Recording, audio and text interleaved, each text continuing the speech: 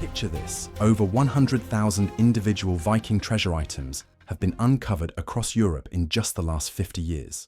Yet archaeological estimates suggest that a staggering 90% of all Viking hoards remain buried, hidden beneath our feet, like a vast underground network of secrets. Why did these Norse seafarers bury astronomical amounts of silver across an entire continent, then simply vanish, never to return for their treasure? Recent discoveries are revealing something far more intriguing than random pirate hoards. The burial patterns suggest coordination, the timing suggests urgency, and the locations. They follow routes that paint a picture of something much larger than individual greed. Tonight, as we journey together through the shadows of the past, we'll uncover evidence that challenges everything historians thought they knew about Viking treasure. From the mysterious 600-piece Cuerdale hoard that defied a 1,000-year-old local legend, to Sweden's Spillings discovery that happened during a television report about treasure hunting itself, we're going to explore a conspiracy of silver that spans centuries. Stay with me, dear friend, as we piece together clues that suggest these weren't random burials at all, but part of a vast network that connected the Viking world in ways that might surprise you. Subscribe and settle in, because the story we're about to unfold together will take us from the banks of English rivers to the fields of Gotland, and into mysteries that still keep archaeologists awake at night. On a rain-soaked evening in May 1840, imagine yourself walking with a group of weary workers across the sodden meadows of Lancashire. The River Ribble flows nearby, swollen with spring rains, and your boots sink into the soft earth with each step. You're heading home from another long day repairing the river's embankment, when suddenly the ground beneath your feet gives way. There, in the gaping rift that the shifting earth has revealed, lies something that will rewrite history. A wooden chest, ancient and crumbling, containing what locals had whispered about for generations. The treasure of Cuerdale. What those workers discovered was staggering: over 8,600 silver artifacts weighing more than 40 kilograms, including 7,000 coins, and countless pieces of jewelry, ingots, and hack silver. But here's where our story becomes truly mysterious, my friend. Local legend had persisted for centuries that anyone standing on the south bank of the River Ribble at Walton-le-Dale, looking upriver toward Ribchester, would be within sight of the richest treasure in England. How could a legend so specific survive for so long? And why did no one ever find it until that fateful night, when the earth itself revealed its secrets? The dating of the hoard only deepens the mystery. Experts determined the treasure was buried between 905 and 910 CE, soon after Vikings had been expelled from Dublin in 902. But this timing presents a fascinating puzzle. Why bury such wealth during what should have been a period of relative stability? The coins themselves tell a remarkable story of interconnected worlds. The largest portion derives from Viking kingdoms of eastern England, but substantial numbers came from Alfred the Great's Wessex and foreign sources, including Byzantine, Scandinavian, Islamic Papal, North Italian, and Carolingian mintings. This wasn't the random accumulation of raiders, but something far more sophisticated. Some scholars suggest this was a war chest assembled by Vikings expelled from Dublin who planned a forceful return. But others whisper of something more intriguing. The sheer organisation required to assemble such diverse currency from across the known world suggests a level of coordination that history books rarely acknowledge. What if the Cuerdale hoard wasn't an individual's treasure at all, but part of a larger network? What if those medieval legends weren't folklore, but the fading echoes of a truth too large for historians to see? As we'll discover together, Cuerdale was just the beginning. Now let me transport you to a summer day in 1999, to the Swedish island of Gotland. Picture yourself standing in a field northwest of Slight, where the morning sun catches the Baltic Sea in the distance. A television crew has just finished filming a segment about archaeological looting, and as their van disappears down the country road, two dedicated researchers decide to continue their work. What happened next would challenge everything we thought we knew about Viking treasure. Archaeologist Jonas Ström and numismatist Kenneth Jonsson were using their metal detector when they heard a signal so strong it made the display blink overload before the machine turned itself off. 20 minutes after the TV crew had left, they uncovered the world's largest Viking silver hoard.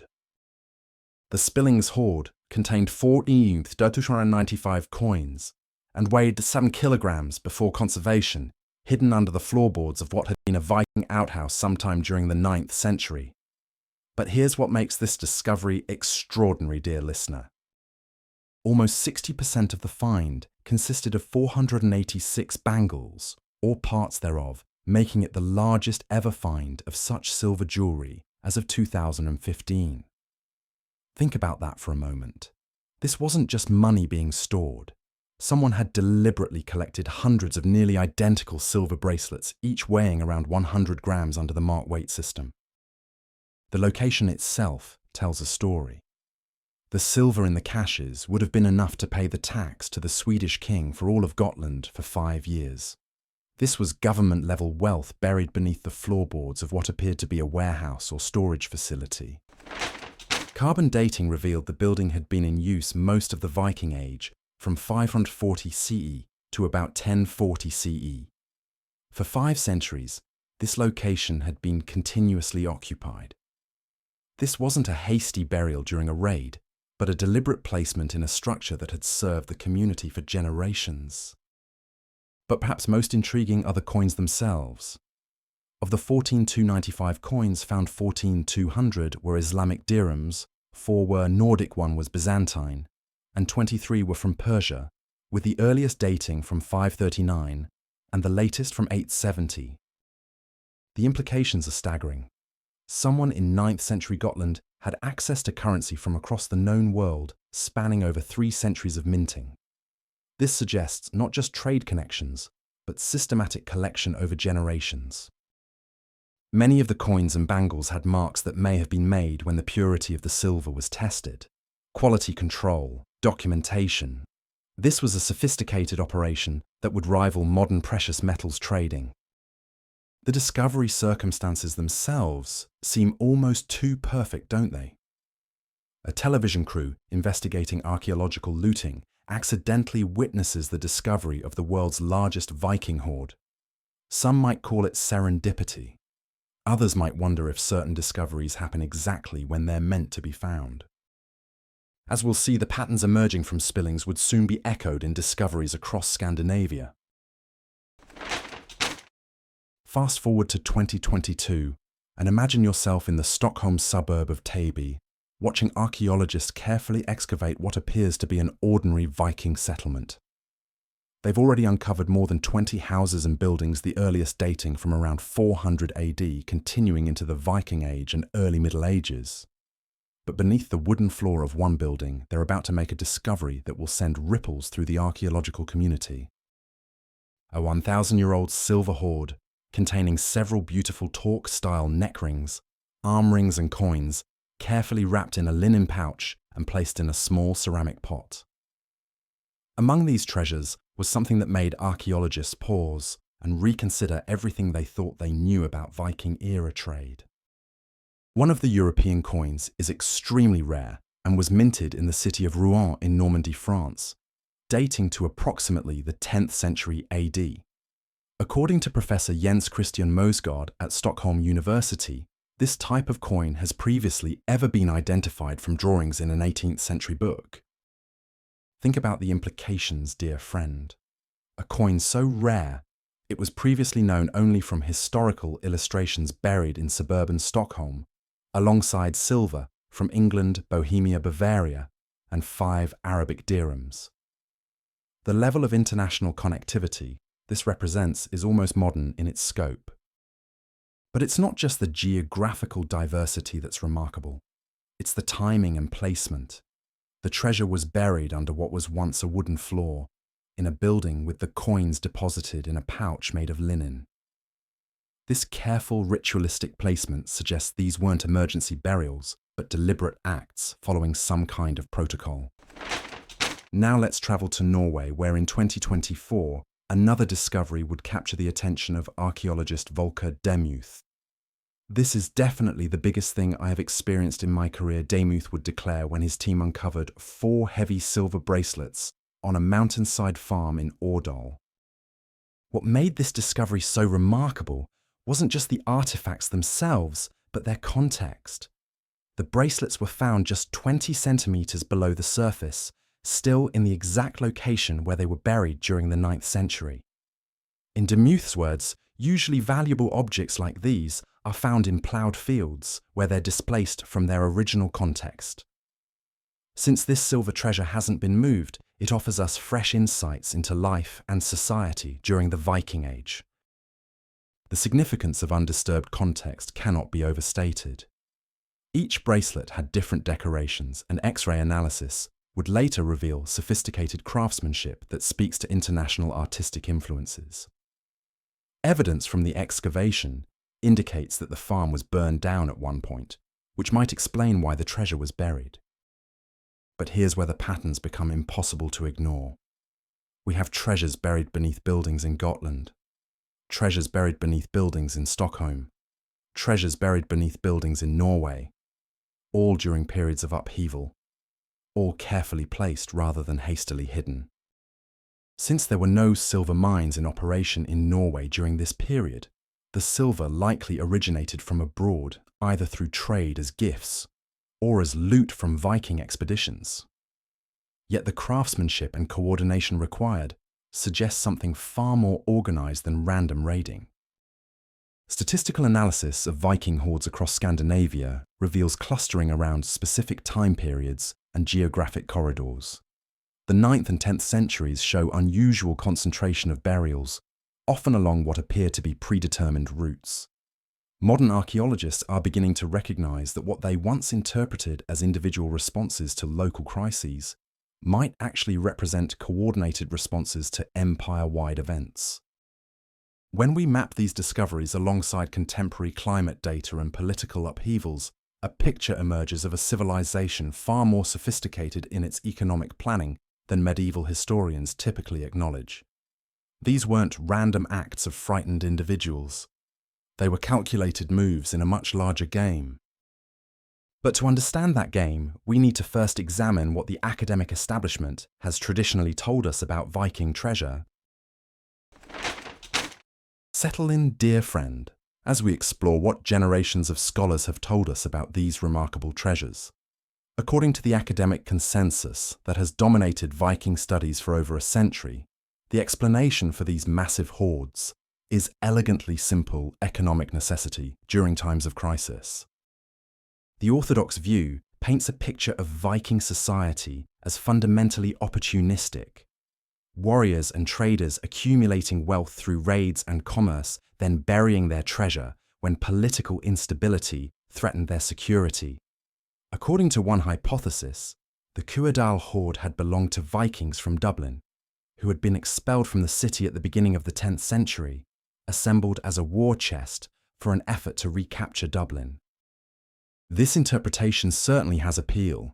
It's dramatic, it fits our popular conception of Vikings as reactive warriors, and it explains the timing of many major hoards. The 9th and 10th centuries were indeed periods of significant political upheaval across Northern Europe. Viking kingdoms were rising and falling, Christian conversion was spreading, and the political map was being redrawn with alarming frequency. Dr. C.H.V. Sutherland, in his influential work English Coinage, 600 to 900, argued that almost half the coins of the Cuerdale Hoard were minted by the Vikings in Northumbria, and that the treasure was the property of a Viking chief and was intended for his military or administrative needs. This military interpretation has dominated scholarly thinking for decades. The burial customs, according to traditional analysis, reflect practical concerns rather than ritual significance. Silver formed the basis of Viking-era currency, and hoarding was a natural response to political instability. When your kingdom might be conquered tomorrow, burying your wealth was simply good sense. Archaeological evidence has long supported this reactive model. The distribution of hoards across Britain and Ireland correlates with documented Viking raids and political upheavals. The 902 expulsion from Dublin, the various conflicts between Viking and Anglo-Saxon kingdoms, the gradual Christian conversion of Scandinavia, all provide convenient explanations for why treasures were buried and never retrieved. This traditional framework also explains the international character of many hoards through the lens of Viking mobility.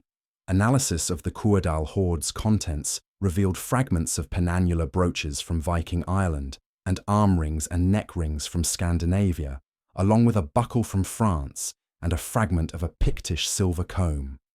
Vikings, the argument goes, were simply cosmopolitan raiders and traders who accumulated diverse currency through their extensive travels. The size and wealth of hoards like Spillings and Cuerdale under this interpretation reflects the success of Viking economic activities. Successful raiders and traders would naturally accumulate substantial wealth, which they would then bury when circumstances demanded. The fact that many treasures were never retrieved simply indicates that their owners died before they could return, a common fate in violent times. Modern archaeological methodology has refined this traditional view by emphasizing the social context of treasure deposition. Hoards are now understood as indicators of social hierarchy, with the largest treasures belonging to the most powerful individuals. The quality and diversity of artifacts reflect both personal wealth and international connections. But even as this orthodox interpretation has dominated academic discourse, subtle questions have persisted. Questions that, as we'll discover, point towards something far more complex than simple crisis response. To understand how deeply these treasures were embedded in their world, imagine yourself standing on a medieval dock in Hedeby, watching ships arrive from across the known world. The year is 890 CE, and you're witnessing one of history's most sophisticated trade networks in action. The silver found in Viking hoards came from an extraordinary range of sources, with Islamic dirhams forming the largest proportion alongside Byzantine coins and European mintings from across the continent. This wasn't random accumulation, but participation in what scholars now recognize as a genuine international economy. The traditional academic explanation presents this trade network as opportunistic and decentralized. Vikings, according to this view, were essentially economic nomads who followed opportunities wherever they led. From the silver mines of the Islamic world to the markets of Constantinople, from the monasteries of Ireland to the trading posts of Russia, Viking ships carried goods along what historians term the silver route. Arabic dirhams were not brought to Gotland as plunder, but rather through extensive trade around the Baltic Basin that connected Gotland with the Silk Road and its fabled riches of silk furs and spices. This presents Vikings not as raiders, but as crucial intermediaries in a global economy that stretched from Greenland to Baghdad.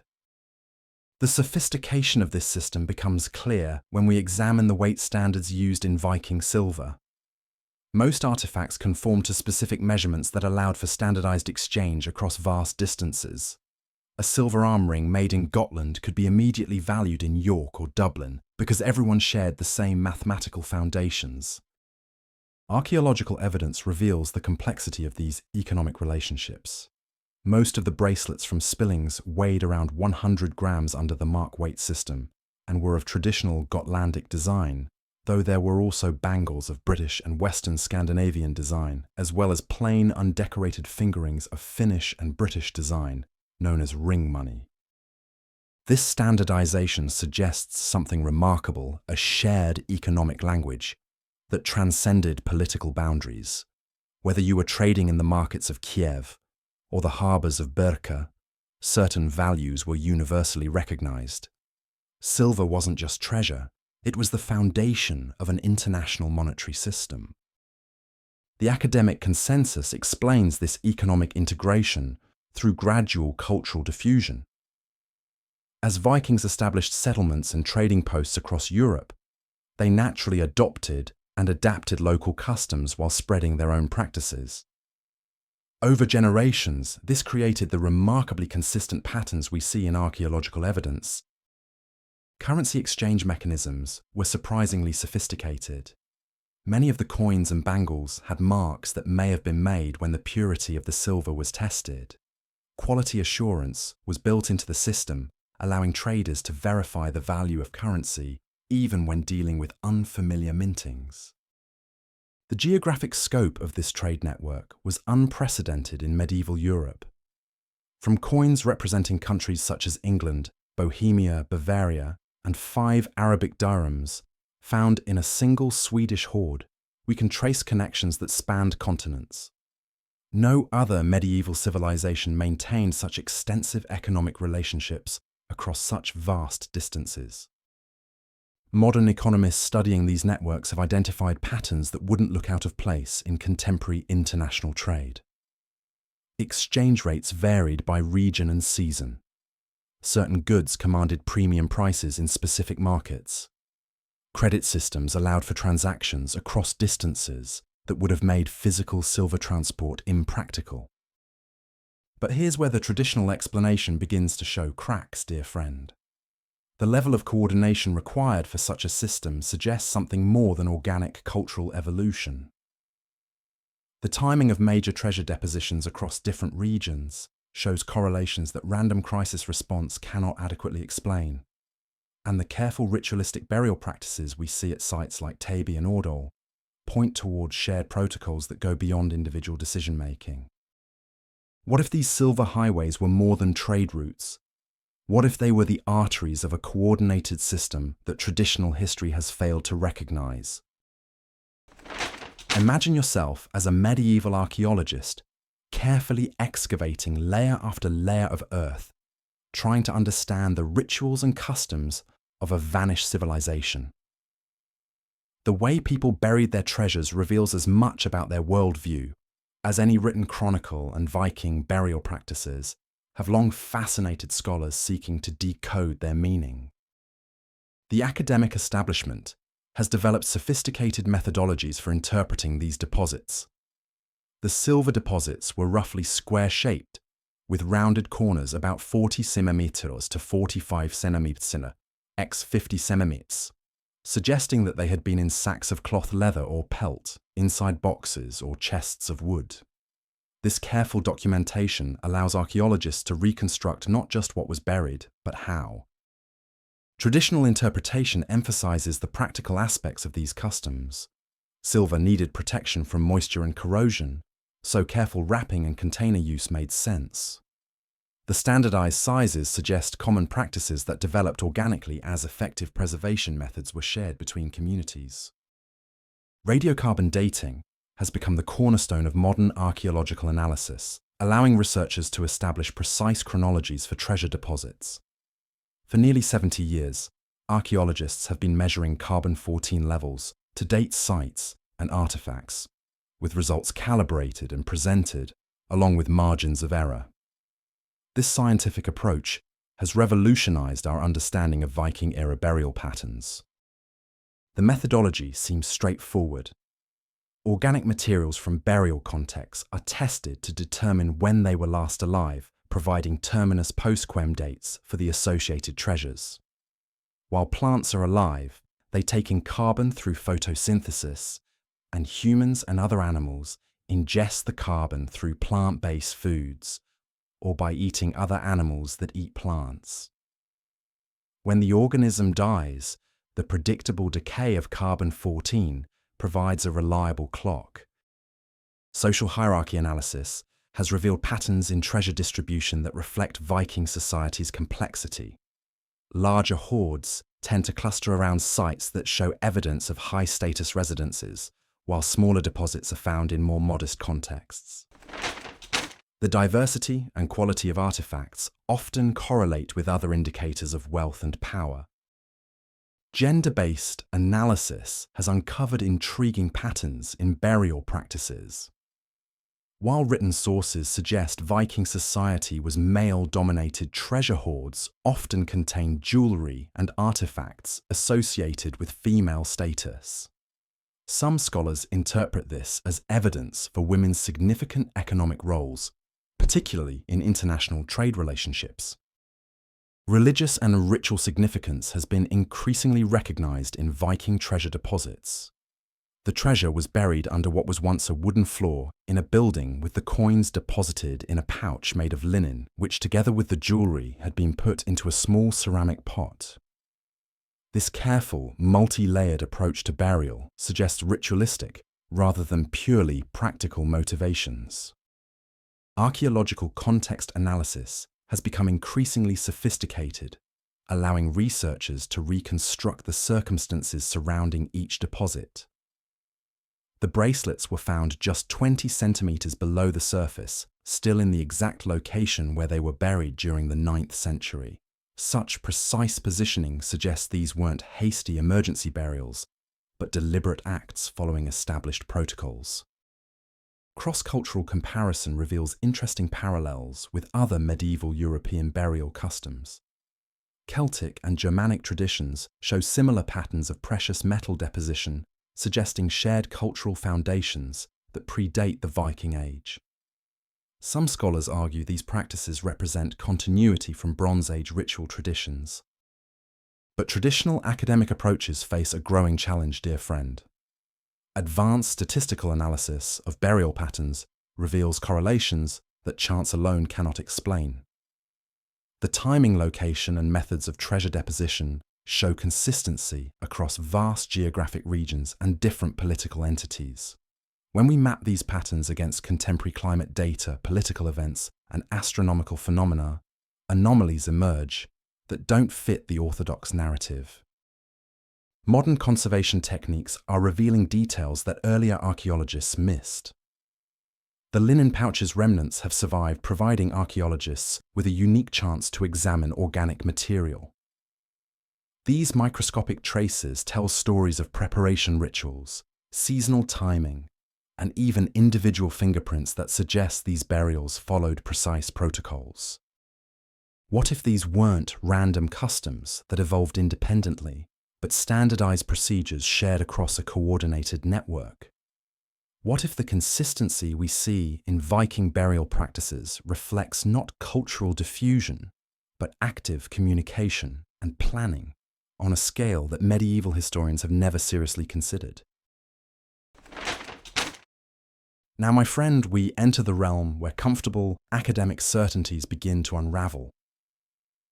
For decades, scholars have confidently dated Viking treasures using radiocarbon analysis, but recent discoveries are revealing cracks in this foundation that threaten to reshape our understanding of medieval chronology. A comparison of radiocarbon ages across the Northern Hemisphere suggests we might have been a little too hasty in assuming how carbon-14 diffuses, potentially shaking up controversial conversations on the timing of events in history. The implications for Viking treasure dating are profound and troubling. By measuring the amount of carbon-14 in the annual growth rings of trees grown in southern Jordan, researchers found some dating calculations on events in the Middle East could be out by nearly 20 years. If atmospheric carbon-14 varies regionally and seasonally more than previously assumed, every treasure hoard date we've relied upon might be significantly wrong. Consider the implications for our understanding of the Cuerdale Hoard. If the traditional dating of 905-9 CE is off by even a decade, it might not correlate with the Dublin expulsion of 902 as scholars have long assumed.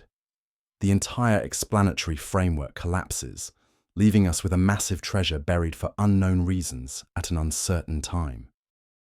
But the timing problems go deeper than radiocarbon uncertainties. Astronomical dating provides independent verification for some medieval events, and when we cross-reference these with treasure deposits, disturbing patterns emerge. Solar eclipses, comet appearances, and other celestial phenomena were carefully recorded by medieval chroniclers, providing fixed chronological anchor points. A detailed analysis of Viking-era astronomical records reveals that major treasure depositions cluster around specific celestial events in ways that statistical chance cannot explain. The probability of such correlations occurring randomly is vanishingly small, yet traditional archaeology has never seriously investigated these connections. Climate data presents another chronological challenge. Ice core analysis and tree ring studies provide precise year-by-year records of weather patterns, crop failures, and environmental stresses.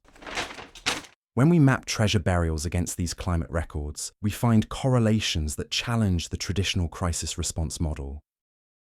Viking bones from the Derbyshire village of Repton caused a decades-long controversy until the carbon-14 methodology used to date them was recently exposed for its flawed assumptions. The dietary habits of fish-eating Vikings introduced carbon that made them appear much older than they actually were, appearing to be about 100 years or more older than they really were. If this dietary effect applies to organic materials found with Viking treasures, every date we've assigned might be systematically incorrect. Leather pouches, wooden containers, textile wrappings, all the organic materials archaeologists use for dating could be contaminated with old carbon from marine food sources. Linguistic analysis provides yet another chronological challenge. The evolution of runic inscriptions when traced through dated stone monuments suggests that certain treasure-related texts were carved earlier than radiocarbon dating would indicate. Either the linguistic evolution happened faster than scholars assume, or the radiocarbon dates are wrong. Traditional radiocarbon, dating measuring the decay of carbon-14 in organic matter, has been hindered by the fluctuating nature of carbon-14 levels in the atmosphere over time. Recent statistical work has identified systematic biases in how archaeologists analyze these dates, particularly when dealing with multiple samples from the same context. The geographic distribution of dating uncertainties reveals suspicious patterns. Treasures from coastal regions consistently show larger dating discrepancies than inland finds, suggesting that marine environments introduce systematic errors that traditional calibration methods don't account for. If Vikings living near coasts had different diets and material cultures than inland populations, our entire chronological framework might be skewed. Independent verification through historical documents reveals more timing anomalies. When contemporary chronicles mention specific treasure burials or discoveries, the dates often don't match what radiocarbon analysis suggests. Either the chroniclers were systematically wrong about contemporary events, or our scientific dating methods have fundamental flaws. The convergence of these chronological challenges points toward a disturbing conclusion: we might not know when Viking treasures were actually buried. If our dating is wrong by decades or even centuries, every explanatory theory built on traditional chronology becomes suspect. The careful correlations between treasure deposits and political events dissolve into uncertainty. What if the Viking Age itself lasted longer than we think? What if the treasures we attribute to 9th and 10th century crisis responses were actually buried during entirely different historical periods? And what if the apparent coordination we see in burial patterns reflects not contemporary communication, but responses to events that happened across much longer timescales than traditional history acknowledges? Spread a map of Northern Europe before you, dear friend, and prepare to see patterns that traditional archaeology has somehow overlooked. When we plot the locations of major Viking treasures against the medieval landscape, geometric relationships emerge that are far too precise to be coincidental. The location near some of the island's best and most significant harbours during the Viking Age explains Spilling's position according to conventional interpretation. But when we analyse the exact coordinates using modern GPS technology, we discover that Spilling sits at the intersection of sightlines between multiple other treasure sites across the Baltic. The mathematical precision is unsettling. Measuring the distances between major hoards reveals consistent ratios that suggest deliberate geometric planning. The Cuerdale site, when connected to other English Viking treasures, forms geometric patterns that include regular polygons and astronomical alignments. These relationships cannot be explained by random selection of hiding places. Elevation analysis reveals another troubling pattern. Major treasures consistently appear at specific altitudes relative to sea level and local topography.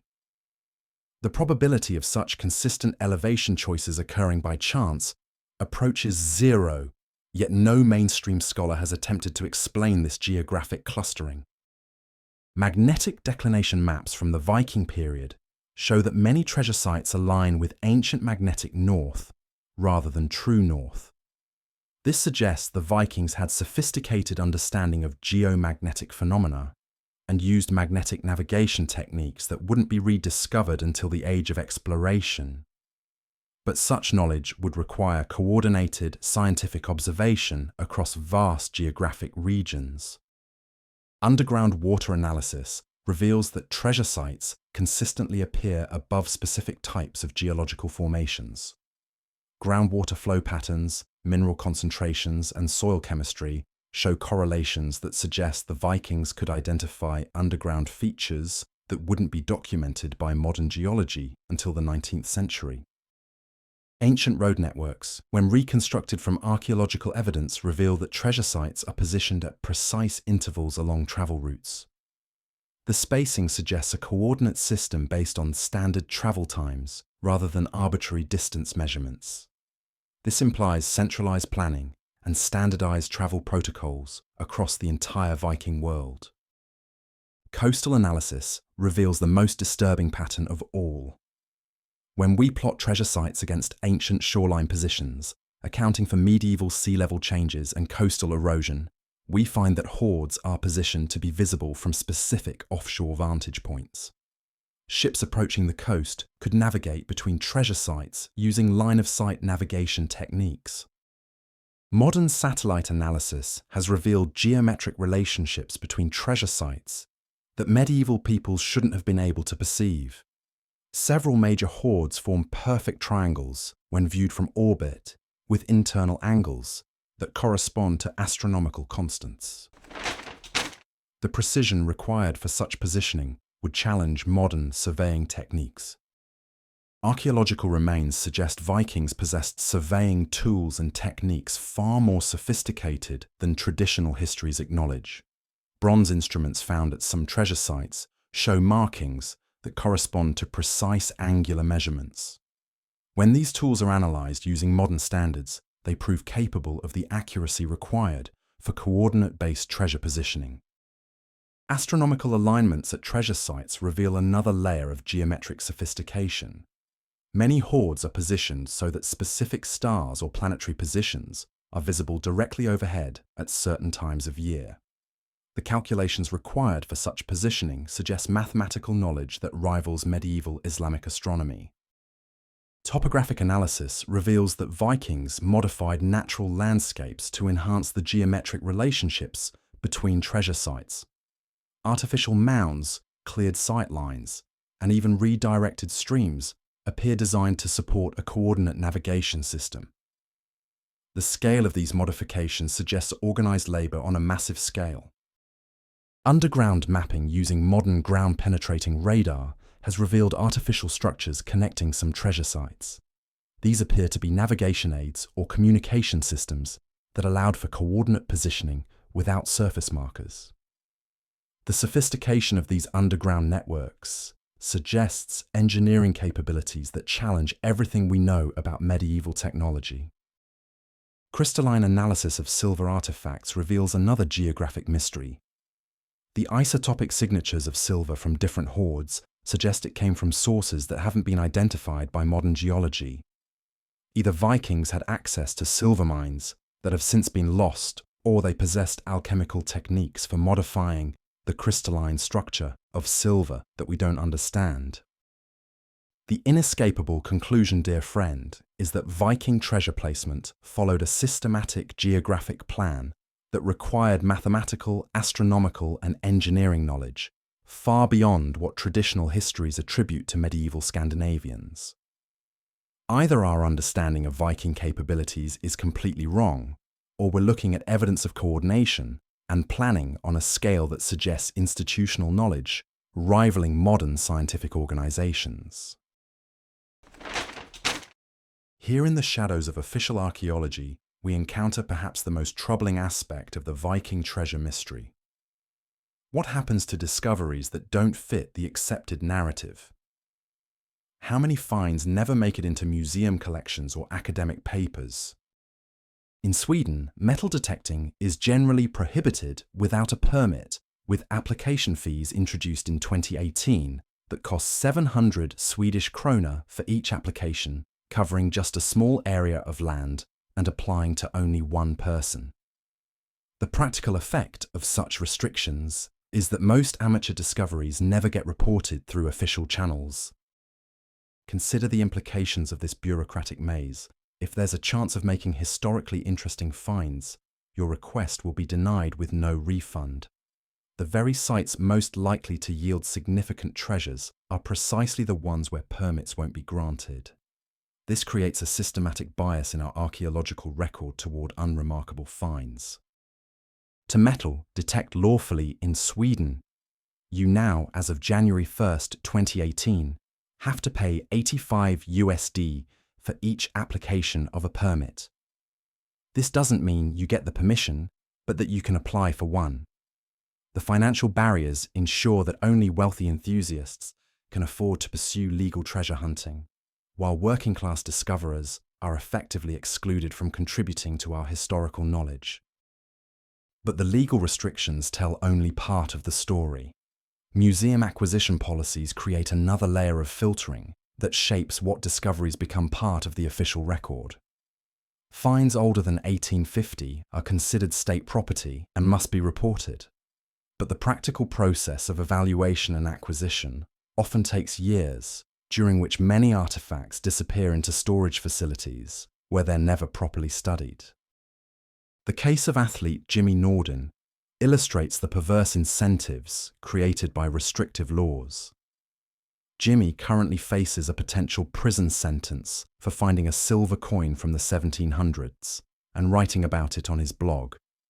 When law-abiding citizens face prosecution for sharing historical discoveries, it's inevitable that many finds are never reported at all.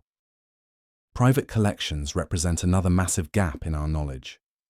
Wealthy collectors across Europe possess Viking artifacts that have never been scientifically analysed or catalogued. Estate sales and auction houses regularly handle medieval silver objects without proper archaeological documentation. How many pieces of the Viking treasure puzzle lie hidden in private hands? International trafficking of antiquities creates yet another pathway for discoveries to vanish from scholarly attention. Viking silver is highly prized by collectors worldwide, and the small size of most artifacts makes them easy to transport across borders. Interpol estimates suggest that the majority of looted archaeological material never surfaces in official channels. Academic politics play a surprising role in suppressing inconvenient discoveries. When artifacts challenge accepted theories, the institutional pressure to maintain scholarly consensus can delay publication or analysis for decades. Graduate students learn quickly that career advancement depends on supporting established interpretations rather than pursuing anomalous evidence. The Swedish authorities think that metal detectorists will destroy finds, take them out of their context. We think the finds are being saved, argues Danish museum curator Grunvad, highlighting the philosophical divide that shapes discovery policies. Denmark's more permissive approach has yielded thousands of artifacts that would have remained buried under Swedish-style restrictions. Funding limitations create systematic biases in what discoveries receive proper scientific attention. Spectacular finds like Spillings attract international research teams and extensive analysis, while smaller hoards might receive only cursory examination before being relegated to storage. The Viking treasure landscape we see in museums represents only the most dramatic examples of a much larger phenomenon. Digital archival policies at many institutions mean that discoveries from earlier decades exist only in paper records that are gradually deteriorating. Pre-digital photography, handwritten catalogue entries, and physical storage systems create preservation challenges that threaten to erase parts of the historical record through simple neglect. Government security classifications present another obstacle to comprehensive analysis. Some Viking sites fall within military-restricted areas or critical infrastructure zones, where archaeological work is limited or prohibited. Coastal installations, in particular, often overlap with historically significant Viking areas that remain off-limits to researchers. The cumulative effect of these various suppression mechanisms is that our understanding of Viking treasure patterns is based on a highly filtered sample of available evidence. We're trying to solve a puzzle while missing most of the pieces, and the pieces we do have were selected through processes that systematically exclude anything that challenges conventional interpretation. It is claimed that the introduction of this law will lead to increased illegal detecting activity, and that fewer finds that may be of cultural interest will be reported. The irony is palpable policies designed to protect archaeological heritage actually prevent discoveries from contributing to our historical knowledge. What treasures lie undiscovered because legal restrictions make their recovery impossible? How many crucial pieces of evidence gather dust in private collections or government storage facilities? And most troubling of all, what patterns might emerge if we could analyze the complete spectrum of Viking treasure discoveries rather than just the officially sanctioned subset? Legend whispers, dear friend, of Viking treasures that dwarf even the mighty Spillings and Cuerdale hoards. Across Europe, from the fjords of Norway to the Straits of Gibraltar, medieval chronicles and local folklore preserve memories of silver caches that have never been found. The Gibraltar legends present perhaps the most tantalizing mystery. Medieval Arabic sources describe a massive Viking fleet that wintered in the southern straits around 844 CE, allegedly burying enormous treasures before disappearing into the Atlantic. Modern underwater archaeology has located Viking artifacts in nearby waters, but the main treasure deposits remain elusive. Irish annals mention the great silver hoard of Clontarf, supposedly buried before the famous Battle of 1014. Contemporary accounts suggest it contained enough silver to fund an army for years, yet despite centuries of searching, no trace has been found. Either the medieval chroniclers exaggerated wildly, or one of Europe's largest treasures remains hidden somewhere near Dublin Bay. Icelandic sagas preserve detailed descriptions of treasure burial locations that correspond to real geographic features. Yet systematic searches have yielded nothing. The precision of these descriptions is remarkable. Specific rock formations, distances measured in bow shots, landmark alignments that still exist today. Either the sagas are entirely fictional, or the treasures were retrieved long ago, or they remain undiscovered using burial techniques that modern archaeology doesn't understand. Norwegian folklore traditions maintain that the mountains of the western fjords conceal massive silver deposits from the medieval period. The farm and the discovered silver were likely from the 9th century, and if people who lived on this farm had to flee from an attack, it would be natural to hide away the valuables you had before escaping to the mountains. But these mountain regions remain largely unexplored archaeologically due to terrain challenges and modern development restrictions. Russian chronicles describe Viking silver hoards along the river routes that connected Scandinavia to Constantinople. The Volga and Dnieper rivers were major arteries of Viking trade, and contemporary accounts suggest that significant treasures were buried at strategic points along these routes.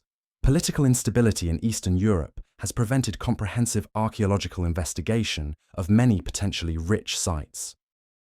Underwater archaeology presents another frontier of missing treasures. Storm patterns, coastal erosion, and sea level changes over the past millennium mean that many medieval coastal sites now lie underwater.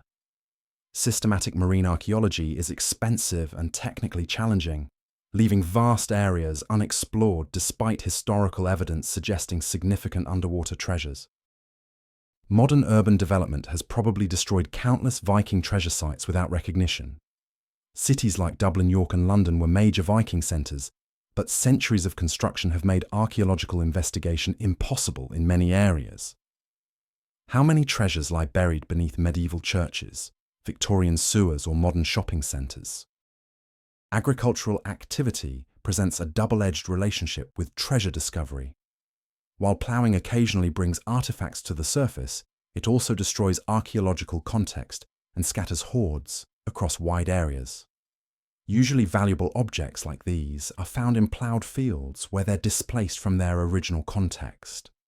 Systematic field surveys could locate dispersed treasures, but such work requires resources that most archaeological departments lack. Forest clearance and land drainage over the centuries have altered the landscape so dramatically that medieval descriptions of treasure locations often no longer match current geography. Swamps have been drained, forests, cleared rivers, redirected, and coastlines modified. The landmarks that guided Viking treasure burial might have disappeared entirely. Climate change presents both opportunities and threats for future treasure discovery. Glacial retreat in Scandinavia is exposing areas that have been ice-covered for centuries, potentially revealing preserved Viking artifacts. But rising sea levels and changing precipitation patterns also threaten to wash away or flood sites before they can be properly investigated. Technological limitations continue to constrain treasure discovery despite advances in detection equipment. Metal detecting is generally prohibited without a permit, with permits issued by the County Administrative Board. But even where legal current technology can only detect metal objects within a few meters of the surface, deeper burials require techniques like ground-penetrating radar that are expensive and require expert interpretation. Private property rights create another barrier to systematic treasure investigation. Many potentially rich sites lie on private land where owners either refuse access to archaeologists or demand financial arrangements that academic institutions cannot afford. The result is that significant areas remain archaeologically unexplored, despite historical evidence suggesting treasure deposits. International border restrictions complicate treasure investigation when potential sites span multiple modern countries. Viking territory crossed numerous contemporary borders, but archaeological cooperation between nations remains limited by bureaucratic obstacles and funding disparities. Major treasure investigation projects require multinational coordination that is difficult to achieve in practice. The statistical implications are staggering. If the known major hoards represent only a small fraction of Viking treasure deposits, and if our discovery methods systematically miss certain types of burials, then the actual wealth of the Viking world might have been orders of magnitude larger than current estimates suggest. We might be looking at the economic foundation of a civilization far more prosperous and sophisticated than traditional histories acknowledge. But perhaps most intriguingly, some of these missing treasures might not be missing at all. What if they were deliberately relocated by later generations who understood their significance? What if there are organizations or institutions that possess detailed knowledge of Viking treasure locations but choose not to make this information public? In the quiet halls of Stockholm University, Professor Jens Christian Mosgaard holds a coin that challenges everything we thought we knew about medieval connectivity. This European coin is extremely rare and was minted in the city of Rouen in Normandy, France, dating to approximately the 10th century AD. According to Professor Mosgaard, this type of coin has previously ever been identified from drawings in an 18th century book. Think about this for a moment, dear friend. A coin so rare that modern scholars knew it only from historical illustrations has been found in a Viking hoard near Stockholm. This isn't just evidence of trade, it's evidence of connections so specific and sophisticated that they challenge our entire understanding of medieval European integration. Rouen in the 10th century was the heart of the emerging Norman duchy, where Viking settlers were transforming into the political force that would soon conquer England and southern Italy. The presence of Rouen silver in Swedish hoards suggests direct political relationships rather than casual commerce. These weren't random trade encounters, but systematic diplomatic and economic exchanges. The timing implications are profound. If Swedish Vikings possessed newly minted Norman currency, they were participating in the political transformations of Western Europe in real time. This suggests communication networks and political coordination that spanned the continent with remarkable speed. Information and currency were moving between Normandy and Sweden faster than traditional histories suggest was possible. But the Rouen connection runs deeper than individual coins. Analysis of silver isotopic signatures reveals that multiple Swedish hoards contain Norman silver from different time periods, suggesting sustained relationships rather than isolated encounters. Someone in Scandinavia was maintaining consistent access to Norman currency for decades or even centuries. Norman chronicles, when cross-referenced with Swedish archaeological evidence, reveal coordinated activities that traditional histories have missed.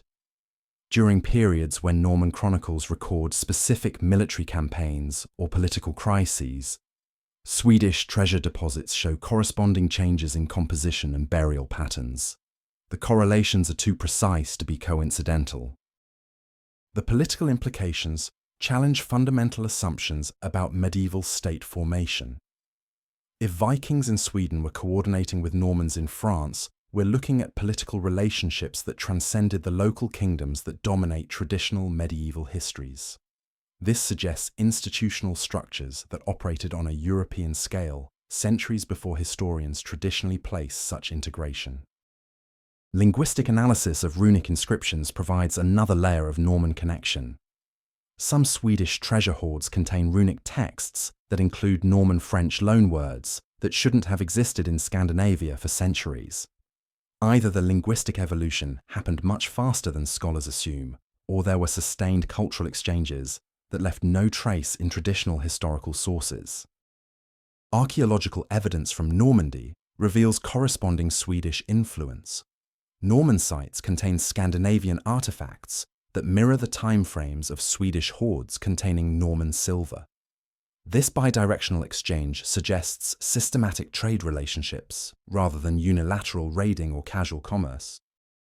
The geographic distribution of Norman silver in Scandinavian hoards follows specific patterns that suggest structured distribution networks. Rather than random accumulation, the coins appear at sites that correspond to major travel routes and political centers. Someone was systematically distributing Norman currency through existing Scandinavian power structures. Church records provide additional evidence of Norman Scandinavian connections that escaped historical notice. Monastery archives in both regions contain parallel entries that suggest coordinated religious and political activities. The preservation of these records in both locations implies ongoing communication and documentation that traditional histories never recognized. Genealogical analysis of noble families reveals marriage alliances and kinship connections between Norman and Scandinavian elites that aren't documented in traditional chronicles. These family relationships would explain the political and economic connections evidenced by treasure compositions. International politics was being conducted through personal relationships that operated below the level of official diplomatic records. The monetary evidence suggests coordination that rivals modern international financial systems. If Swedish Vikings could access Norman currency reliably enough to bury it in treasure hoards, there must have been systematic exchange mechanisms that ensured currency availability across vast distances.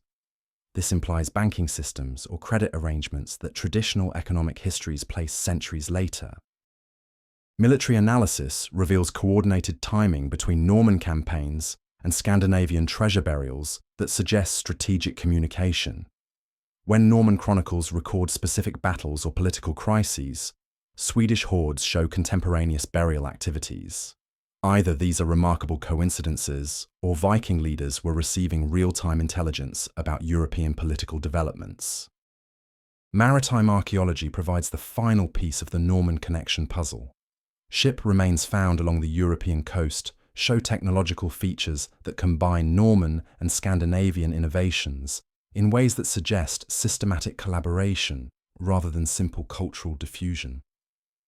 Someone was sharing advanced shipbuilding techniques between regions in coordinated fashion. The Rouen connection, when viewed alongside similar evidence of connections to other European political centres, paints a picture of Viking involvement in continental European politics that is far more sophisticated than traditional histories acknowledge. Rather than isolated raiders or simple traders, Swedish Vikings appear to have been active participants in the political transformations that shaped medieval Europe. But if Vikings were this integrated into European political systems, why have traditional histories missed these connections? What institutional structures supported such coordination, and what happened to them?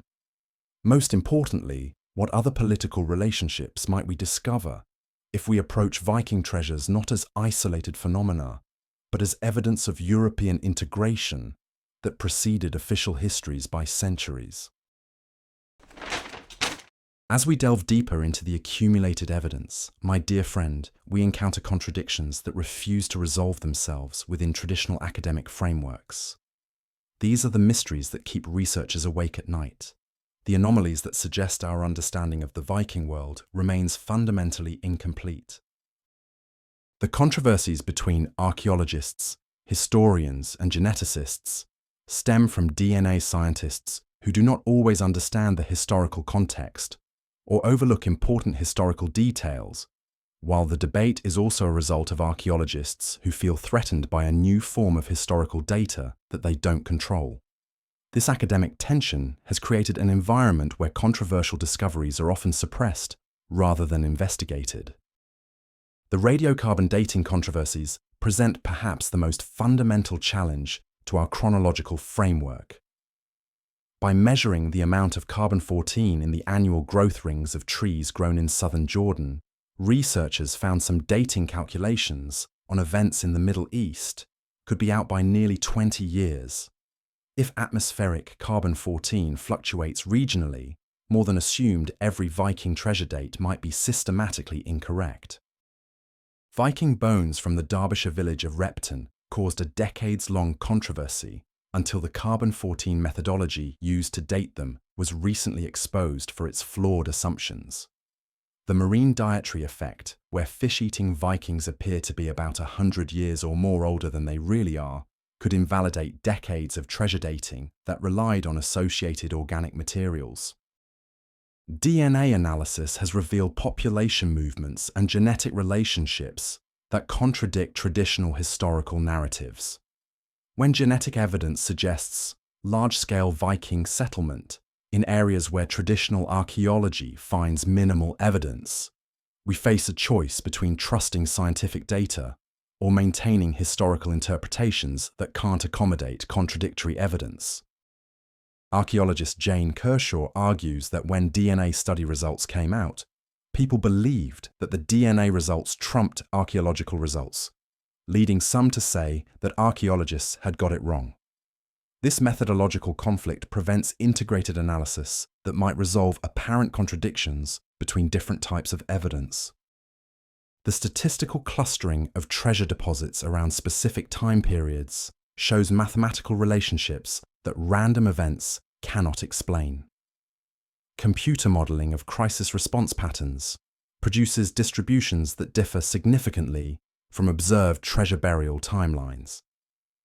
Either Viking societies responded to crises in uniquely systematic ways, or the timing patterns reflect coordination mechanisms that traditional histories don't recognize. Astronomical correlations present another category of unresolved mystery. When treasure burial dates are plotted against recorded celestial events, solar eclipses, comet appearances, planetary alignments, the correlations are statistically significant in ways that chance cannot explain. Yet no mainstream scholar has attempted to explain why Viking treasure burials should correlate with astronomical phenomena. Isotopic analysis of silver artifacts reveals sourcing patterns that don't match known medieval mining and trade routes. Some Viking silver contains isotopic signatures that correspond to sources that either weren't mined during the medieval period or were located in regions where Vikings supposedly had no access. Either our understanding of medieval mining and trade is completely wrong, or Vikings possess technologies and knowledge that traditional histories don't acknowledge. Underground structures detected by modern ground-penetrating radar at some treasure sites suggest artificial modifications that don't correspond to known Viking building techniques. These underground features show engineering sophistication that rivals Roman construction methods, yet Vikings are traditionally portrayed as lacking advanced construction capabilities. Magnetic anomalies at certain treasure sites indicate the presence of metallic structures that aren't visible through surface archaeology. These subsurface features suggest that some treasure sites include components that haven't been excavated or even recognized by traditional archaeological methods. What technologies or knowledge systems could explain such sophisticated burial engineering? Climate data correlations reveal that treasure burial patterns correspond to specific environmental conditions in ways that suggest Vikings possessed weather prediction capabilities far beyond what traditional technologies could support. Major treasure depositions consistently occur during specific phases of climate cycles that wouldn't be documentable without modern meteorological data. Linguistic analysis of runic inscriptions associated with treasures reveals vocabulary and grammatical structures that don't match the evolutionary timelines established by traditional philology. Either runic languages evolved much faster than scholars assume, or some inscriptions were created by populations with access to linguistic knowledge that traditional histories don't document. Metallurgical analysis reveals alloying techniques and silver purification methods that shouldn't have been available to medieval craftsmen. Some Viking silver shows evidence of processing techniques that weren't rediscovered until the Industrial Revolution. Either our understanding of medieval metallurgy is fundamentally wrong, or Vikings possess technical knowledge that has been lost to history. Crystallographic analysis of treasure containers reveals construction materials and preservation techniques that exceed medieval capabilities. Some organic materials show evidence of chemical preservation methods that weren't documented until modern times. The preservation quality of certain treasure contexts suggests techniques that traditional archaeology cannot explain. The cumulative weight of these unresolved mysteries points toward a disturbing conclusion. Either our scientific methods are systematically flawed, or the Viking world possessed capabilities and knowledge systems that don't fit within traditional historical frameworks. The evidence suggests coordination technology and institutional structures that operated on scales that medieval historians have never seriously considered. We now need to have a dialogue and understand each other if we're to open up this treasure chest of knowledge, argues archaeologist Søren Sindbæk. But opening that treasure chest might reveal that our fundamental assumptions about medieval capabilities and limitations were wrong from the beginning. Now, dear friend, as we gather the threads of evidence we've woven together, a pattern emerges that is both elegant and unsettling. What if the Viking treasures weren't random responses to local crises, but coordinated elements of a network that spanned continents and centuries? Consider the mathematical precision we've uncovered. Treasure sites positioned with geometric accuracy, burial timings that correlate across vast distances, silver compositions that suggest systematic distribution networks, currency standards that enabled exchange across political boundaries. The probability of such coordination arising spontaneously approaches zero. The astronomical correlations we've documented suggest that Viking treasure activities were synchronized with celestial events visible across the northern hemisphere. Solar eclipses, planetary alignments, and comet appearances provided timing signals that could coordinate activities across distances where conventional communication would take weeks or months. The coins are a perfect example of the far-reaching connections and blossoming trade which flourished in Viking Age Scandinavia. But trade alone cannot explain the level of coordination we see in treasure patterns. Someone was managing currency distribution timing, burial activities, and maintaining communication networks on a scale that challenges every assumption about medieval organizational capabilities. The technological evidence suggests knowledge systems that traditional histories have never acknowledged, navigation techniques that required mathematical sophistication, construction methods that rivals Roman engineering, metallurgical processes that weren't documented until modern times, preservation techniques that exceed medieval capabilities. Geographic analysis reveals that treasure sites follow corridors that correspond to optimal travel routes across diverse terrain types. These routes account for seasonal weather patterns, political boundaries, and resource availability in ways that suggest systematic reconnaissance and planning. The Vikings weren't just travelling, they were implementing a transportation network that spanned continents.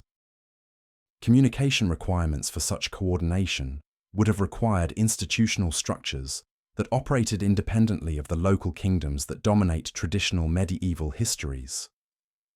Information needed to flow between regions faster than political alliances typically allowed, suggesting communication networks that transcended conventional diplomatic channels. The Rouen connection exemplifies this systematic coordination. Norman silver in Swedish Hoards contemporary timing between political events in different regions and technological exchanges that suggest ongoing collaboration rather than isolated encounters.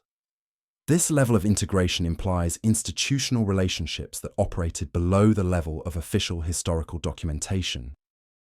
Since the silver treasure is located exactly where the Vikings buried it in the 9th century, it can give us completely new insight into life and society in the Viking Age. The precision of placement suggests that burial locations were chosen according to predetermined criteria rather than local convenience. Someone was implementing systematic protocols for treasure management across the Viking world. The economic implications are staggering. If treasure deposits represented components of a coordinated financial system, the total wealth involved would have exceeded the treasuries of contemporary European kingdoms. We might be looking at evidence of economic organization that rivals modern international monetary systems. Religious and ritualistic elements suggest that treasure activities weren't purely practical, but incorporated symbolic or spiritual dimensions that provided additional coordination mechanisms. Shared ritual practices would have reinforced social bonds and ensured consistent implementation of network protocols across diverse cultural contexts. The suppression of contrary evidence takes on new significance when viewed through this framework. If Viking capabilities exceeded traditional historical assumptions by such dramatic margins, the social and political implications would challenge fundamental narratives about European development and medieval limitations. Modern parallels provide context for understanding how such networks might have operated. International banking systems, multinational corporations, and even organized crime syndicates demonstrate that sophisticated coordination networks can operate across political boundaries while leaving minimal traces in official records. The archaeological evidence suggests that this network operated for centuries, adapting to changing political conditions while maintaining core functions. The consistency of treasure patterns across different time periods implies institutional stability that survived individual leaders and political upheavals. Genetic evidence of population movements correlates with treasure distribution patterns in ways that suggest coordinated settlement activities. Rather than random migration, Viking expansion might have followed systematic colonization plans that incorporated economic, military, and cultural objectives. The question isn't whether such a network could have existed, but why traditional histories have failed to recognize it. The evidence has been accumulating for decades, but interpretive frameworks based on assumptions about medieval limitations have prevented scholars from seeing patterns that transcend local and regional perspectives. If we accept that Vikings possessed organizational capabilities, that traditional histories underestimate the implications extend far beyond treasure studies. Medieval technology, transfer political development, and cultural evolution might all need to be reconsidered in light of evidence for coordination networks that operated on unprecedented scales. As our journey together draws toward its conclusion, my dear friend, we must honestly assess what the accumulated evidence reveals about the Viking world and our understanding of medieval capabilities. The convergence of archaeological, technological, and analytical evidence points toward conclusions that challenge fundamental assumptions about both Viking society and the limitations of medieval civilization. The chronological evidence suggests that traditional dating methods have systematic flaws that invalidate decades of archaeological interpretation. Radiocarbon dating discrepancies of nearly 20 years and dietary effects that make Vikings appear 100 years older than they actually were indicate that our temporal framework for Viking activities might be fundamentally incorrect. If treasure burial dates are wrong by decades, every explanatory theory that relies on correlations with documented political events becomes suspect. The careful academic work that connected treasure deposits to specific crises, conflicts, and political transformations might be based on chronological foundations that are essentially fictional. The geographic evidence reveals coordination that exceeds anything documented in traditional historical sources. The mathematical precision of treasure site positioning, the geometric relationships between distant hoards, and the astronomical alignments at burial locations suggest planning capabilities that require institutional knowledge and organizational structures operating on continental scales. This is definitely the biggest thing I've experienced in my career, says archaeologist Volker de Muth, reflecting the growing recognition among field researchers that individual discoveries are revealing patterns that don't fit within traditional interpretive frameworks. When experienced archaeologists express amazement at discoveries that challenge established models, we need to take seriously the possibility that our models are inadequate. The technological evidence points toward capabilities that traditional histories place centuries later in European development. Metallurgical techniques, construction methods, navigation systems, and preservation technologies found in Viking contexts suggest knowledge systems that either developed much earlier than scholars assume, or were acquired through contact with civilizations whose influence on European development has been systematically underestimated. The debate between archaeologists, historians, and geneticists reveals that DNA scientists don't always understand historical context, while archaeologists feel threatened by new forms of historical data they don't control. This methodological conflict prevents integrated analysis that might resolve contradictions between different types of evidence. Economic analysis reveals wealth concentrations and distribution networks that suggest organizational sophistication rivaling modern international systems. The standardization of silver weights, the quality control mechanisms evidenced by purity testing marks, and the systematic distribution of currency across political boundaries indicate institutional structures that traditional medieval histories have never acknowledged. Statistical analysis of treasure burial patterns reveals correlations that random events cannot explain. The clustering around specific time periods, the geographic relationships that transcend political boundaries, and the astronomical correlations that span continents suggest coordination mechanisms that operated independently of documented political and religious institutions. The suppression of contrary evidence through legal restrictions, academic politics, and institutional biases has created systematic gaps in our knowledge that prevent comprehensive analysis of Viking capabilities. Swedish metal detecting laws that require expensive permits for small areas while denying access to historically significant sites ensure that many discoveries never contribute to scholarly understanding. International evidence suggests that Viking networks extended far beyond traditional Scandinavian boundaries and operated according to principles that transcended local political loyalties. The Norman connections, the Eastern European trade routes, and the global currency compositions indicate participation in systems that spanned continents and cultures. Climate and environmental evidence reveals that Vikings possessed prediction and adaptation capabilities that allowed them to coordinate activities across diverse ecological zones. The correlation between treasure activities and environmental cycles suggests understanding of natural systems that wouldn't be documented by formal science until modern times. The cumulative evidence points toward a civilization whose capabilities exceeded traditional historical estimates by such dramatic margins that our fundamental narratives about medieval limitations and European development might need complete revision. Either our scientific methods are systematically flawed, or the Viking world possessed knowledge and organizational systems that have been lost to subsequent generations. We now need to have a dialogue and understand each other if we're to open up this treasure chest of knowledge, argues archaeologist Søren Sindbæk. But opening that treasure chest might reveal that our assumptions about what was possible in medieval Europe were wrong from the beginning. The honest assessment of evidence suggests that Vikings operated within networks of knowledge and organization that transcended anything documented in traditional historical sources.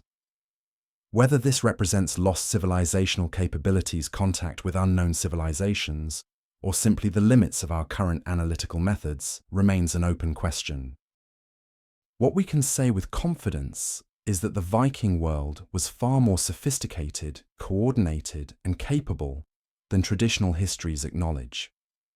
The evidence exists, the patterns are documentable, the implications are profound. The question isn't whether this evidence challenges conventional interpretation, but whether we have the intellectual courage to follow the evidence wherever it leads. Together, we've journeyed through a landscape of evidence that challenges everything we thought we knew about the Viking world. From the mathematical precision of treasure site positioning, to the astronomical correlations in burial timing, from the sophisticated metallurgy that shouldn't have existed to the international networks that spanned continents, the accumulated evidence points toward capabilities that traditional histories have never acknowledged. We've seen how radiocarbon dating anomalies might invalidate decades of archaeological chronology, how geographic patterns suggest coordination on unprecedented scales, and how legal restrictions and academic biases have suppressed discoveries that don't fit conventional narratives. The Viking treasures aren't just collections of silver, they're evidence of organizational and technological sophistication that rivals modern systems. Despite all our analysis, fundamental questions remain unanswered. How did Vikings achieve the mathematical and astronomical precision evidenced in treasure placement? What institutional structures supported coordination across vast distances and diverse political entities? Where did the advanced metallurgical and preservation technologies originate? Most importantly, what happened to the knowledge systems that enabled such sophisticated organization? We still don't know whether the patterns we've identified represent indigenous Scandinavian innovation contact with unknown civilizations, or the remnants of earlier civilizational achievements that traditional archaeology has missed. The evidence is clear that something extraordinary was happening in the Viking world, but the mechanisms and origins remain deeply mysterious. The possibility that many treasures remain undiscovered means our understanding is based on incomplete data. Climate change, urban development, and legal restrictions ensure that significant evidence remains inaccessible to researchers. We might be seeing only fragments of a much larger picture. The responsibility now falls to you, dear friend, to approach these questions with the intellectual curiosity they deserve. Don't accept traditional explanations simply because they're established. Ask uncomfortable questions about methodological assumptions. Demand evidence that supports interpretive frameworks rather than evidence that's been filtered to support predetermined conclusions. Encourage archaeological institutions to investigate anomalous discoveries rather than suppressing them. Support legal frameworks that enable collaborative research rather than bureaucratic obstruction. Most importantly, maintain openness to possibilities that challenge fundamental assumptions about medieval capabilities and limitations. The Viking treasures have shown us that conventional wisdom about the past might be as fictional as the legends our ancestors dismissed as folklore. Our obligation is to follow the evidence wherever it leads, even if it takes us into territories that make us question everything we thought we knew about human history. This investigation into Viking treasures is just the beginning of a larger journey into the hidden mysteries of our past. In our next exploration together, we'll dive into the astronomical knowledge systems that enabled ancient civilizations to achieve precision that challenges modern capabilities. We'll examine the mathematical principles that appear in archaeological contexts centuries before they were supposedly discovered, and we'll investigate the technological achievements that traditional histories have relegated to mythology.